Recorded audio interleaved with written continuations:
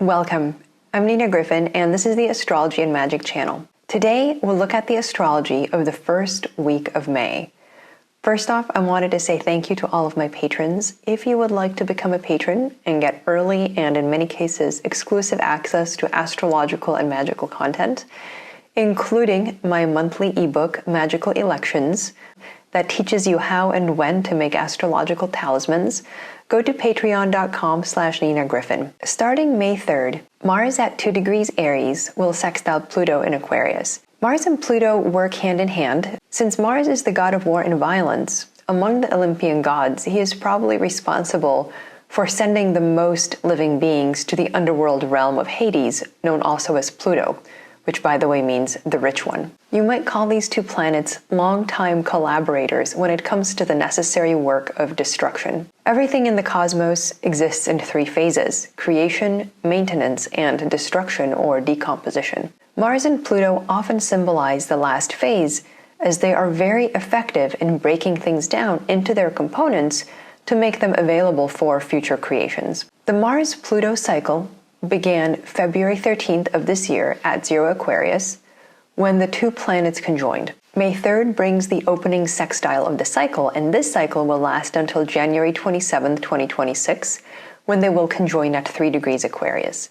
Because Pluto is so slow-moving, these cycles last approximately 2 years, and there is a great deal of thematic repetition from one cycle to the next, because the cycles will recur in the same sign for as long as Pluto remains in Aquarius. So we can think of these Mars-Pluto cycles as iterations on the same theme as the process of decomposition continues. Pluto in Aquarius will destroy and force change upon social agreements, institutions, and political arrangements that we have with one another, especially at the large collective level, because those are all governed by Aquarius. Mars-Pluto aspects will show when those changes are likely to be noticeable and come to a decision point or conflict. So the Mars-Pluto sextile will show change that happens easily, without much resistance.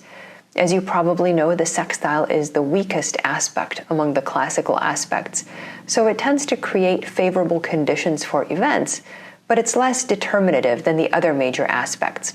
The sextile simply presents an opportunity. So we now have the chance to change or even annul an important social compact, whether on a small or a large scale. May 5th, Jupiter will have his evening set at 25 Taurus, so this is when planets set or enter the sun's beams. While a planet is under the beams, this period is known as lying hidden, as it literally cannot be seen with the naked eye. The significations of the planet at this time are hidden from view, or they operate in secret. With Jupiter specifically, we can think of this as a period of secret teaching, since a major role of Jupiter is that of the guru or teacher.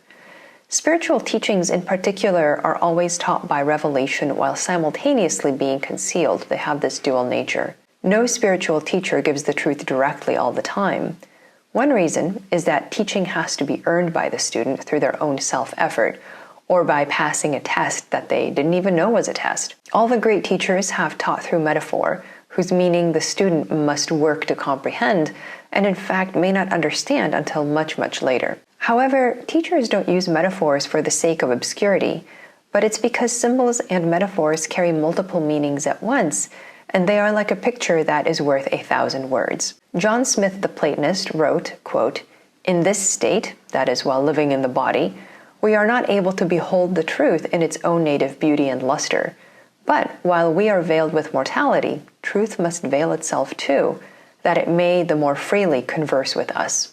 End quote. So the great truths are not easy to express in words and can only be understood through image and story, like parables and myths. While Jupiter passes through its lying hidden phase, spiritual truths then are veiled from view, and we can only access them indirectly. However, the greatest truths are revealed now if we can only read them. It's important to mention that Jupiter sets around 25 Taurus, conjoining the fixed star Algol, which represents the head of the Gorgon Medusa. As you may recall, Medusa's gaze turned all living beings to stone, so it was highly dangerous. Therefore, the truths we are learning could be motivated or initiated by something terrible or frightening. The descent into the underworld may be motivated by a monstrous encounter. In the outer world, Jupiter represents the wealthy, the powerful, and historically the nobility of any society, but also religious figures.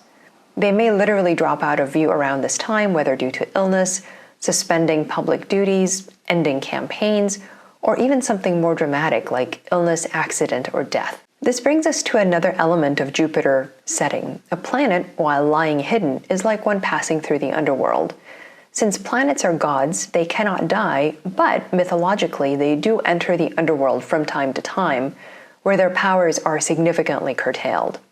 That is the nature of the underworld. It removes one's powers, identity, possessions, expression, and all of that belongs to the sphere of the living. In a reflection of shamanic journeys to the realm of the dead, mythic heroes and heroines venture into the underworld for two main reasons.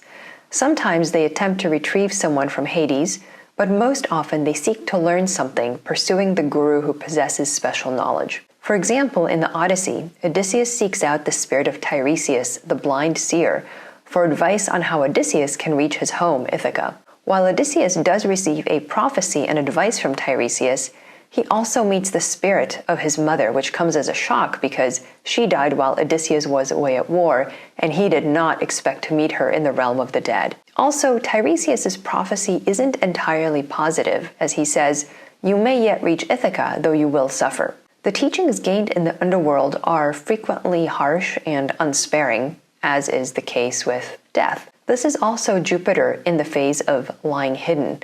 The underworld has much to teach us, but both the search for this knowledge and facing it, once gained, requires a great deal of courage and facing our deepest fears. Jupiter's lying hidden period may offer an opportunity for learning from the dead, literally or metaphorically, so long as we are truly ready for a loss of happy illusions and of our protective ego armor. Unlike humans who routinely go to the underworld and do not return, myths always feature a return from the underworld, whether it's Persephone and Demeter, Odysseus, or Orpheus.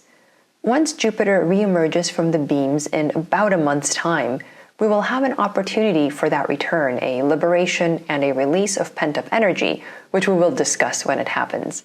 For now, the emphasis is on the descent into the kingdom of shades. In their outer world, jovial figures may literally die or at the very least undergo a well-known or very obvious dark night of the soul. Again, it could be a religious figure, anyone rich or powerful, or someone of a highly privileged social status. This is the kind of change that could transform everything, as all journeys to the underworld do. That is the one thing about going to the underworld. No one goes there without the world of the living changing in parallel, often quite dramatically. When a planet is in the state of lying hidden, its meaning is also made more difficult or hindered. Jupiter, for example, is not able to express his energies publicly or in a straightforward way while under the beams, so there will be a lengthy period when he will be inaccessible. In mythology, when a god visits the underworld, usually their realm and the earth suffer due to their absence. Normal activities of life are blocked and the earth cannot function. So things do not go on as normal with Jupiter lying hidden. There may be a sense of something missing during this time. May 7th, we have a new moon at 18 degrees Taurus. This new moon gives birth to something new and quite significant because all new moons herald the beginning of a new cycle. But this new moon particularly is important because it conjoins the Jupiter-Uranus conjunction, which itself brings advancement of knowledge, innovation, and novelty for good or evil. So this new moon holds the promise of bringing forth the potentials that were seeded by the Jupiter-Uranus conjunction a few days earlier. The new moon itself is favorably besieged by the benefic planets Venus and Jupiter. You may be familiar with besiegement by the malefics, Mars and Saturn, showing a situation going from bad to worse, or indicating entrapment for the planet that is stuck between Mars and Saturn. We can also be favorably besieged, though, by the benefics, Venus and Jupiter, and this new moon is in that position between a fluffy cloud on one side and a marshmallow on the other. It's a very enviable position. It symbolizes a situation that's going from success to success and is a welcome shift from Mars and Saturn close together that we saw in the past month or two. A new moon in Taurus will be ruled by Venus, who is herself in this chart well placed in Taurus, her own sign. Venus is under the sun's beams, so like Jupiter, she is also currently lying hidden, and she is moving very fast at this part of her cycle, chasing the sun, whom she will conjoin later when they get to Gemini. With both the benefics lying hidden, we get the image of hidden or secret fertilization of a new cycle, hidden blessings that are not yet ready to be shown to the world. Venus and Jupiter may be in the underworld now, but they are going there to obtain and then later share their blessings on something that is yet to emerge. This reminds me of a portion of a longer alchemical poem which is called Sol and Luna, or Sun and Moon. One of its stanzas says, open quote, "Here king and queen lie dead, the soul departs in great haste. Here the four elements separate, and from the body the soul departs apace," end quote. This is a necessary precursor to the later stages of purification and dissolution in the alchemical process, where the original king and queen can be transmuted into something higher and better. In this sense, there is something miraculous about this new moon in that a cycle is ending, but we can now become open to divine influences, which can bring an influx of generosity and concern for others, as well as a genuine delight in the entirety of the cosmos. In this sense, we could say that following the 2 weeks of this new moon, a miracle occurs. The combination of Venus and Jupiter especially suggests an unbounded benevolence, joy and love, acting from a loving intention and a feeling based on seeing beauty in all things. As you can see, it's quite a rare new moon, so I am very curious to see how it's going to manifest. Stay tuned for our Week 2 forecast coming the following week. Thanks for watching. I'm Nina Gryphon, and this is the Astrology and Magic channel.